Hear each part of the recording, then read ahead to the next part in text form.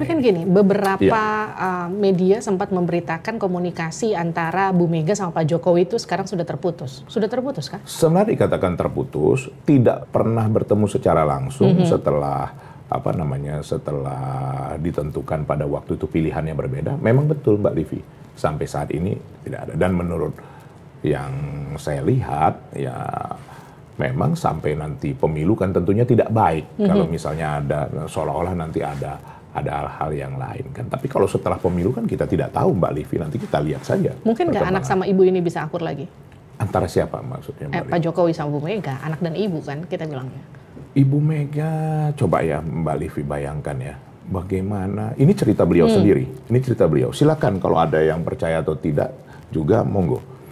Ingat nggak Mbak Livi, setelah jatuhnya pemerintahan Orde Baru, Pak Harto, kemudian yang putranya Pak Harto siapa yang dipenjara di Pulau Nusa Kambangan, nah Mas Tommy itu ya, tahu Mbak Livi, yang meminta dibangun landasan helipad itu Ibu Mega, supaya Pak Harto bisa berkunjung ke Nusa Kambangan, supaya bisa melihat putranya. Pada saat kondisi Pak Harto juga kondisinya sudah mulai menurun. Coba Mbak Livi bayangkan, bagaimana pada saat Pak Sidarto, Opa Sidarto sudah cerita bagaimana terhadap pada waktu Bung Karno sakit, ya kan, sampai meninggalnya. Apakah Ibu Mega membalaskan seperti yang itu? Kan tidak. Bahkan membuat, itu saya dengar langsung dari Ibu Mega cerita, saya yang minta kok dibuat landasan helipad supaya Pak Harto bisa melihat putra.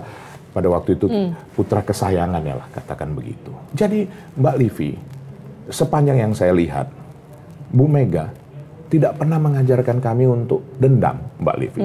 Tapi beliau menyampaikan, karena beliau juga keturunan dari Bali, dan juga di dalam kepercayaan beliau sebagai Muslim, bahwa ada yang namanya karma, Mbak Livi. Kalau di Bali karma pala namanya. Bahwa siapa yang, kalau di kepercayaan lain, ya, bahwa siapa yang menanam, dia akan menuai. Nah, sekarang gini, kita kan sama-sama tahu ya, perang dingin antara Bu Mega dan Pak SBY. Mungkin nggak dengan Pak Jokowi juga akan sama? Dengan sebegitu panjangnya perang dingin itu? Mbak Livi, saya saksi kehidupan.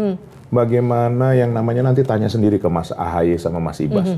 Bagaimana datang disambut di Teku Umar dengan hangat, ya nanti tanya sendiri supaya jangan dikira saya menduga-duga kan gitu kan, karena saya menyaksikan sendiri. Nah, artinya Mbak Livi, tidak pernah loh namanya Ibu Mega itu menendam atau apa. Berbeda pendapat tentu hal yang sangat wajar. Nah, saat ini orang melihat bahwa ada perbedaan antara Bapak Jokowi dengan Ibu Mega. Ya tadi sudah Mbak Livi sampaikan.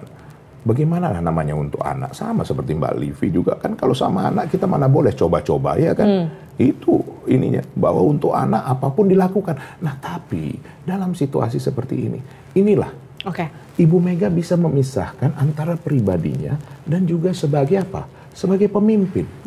Tadi kan saya sudah sampaikan, apa yang nggak bisa beliau sebenarnya lakukan? Jadikan Eriko calon presiden, jadikan Mbak Puan calon presiden, jadikan Mas Hasto jadi calon presiden, bisa Mbak Livi. Tapi nggak dilakukan sama Tapi Mega, tidak dilakukan Ibu Mega. Begitulah beliau seorang pemimpin. Nah, apakah ini kita boleh juga berharap terhadap pemimpin kita ini? Kan sangat wajar Mbak Livi. Coba para pemirsa, para yang melihat Livi on point nih, sangat wajar menurut saya.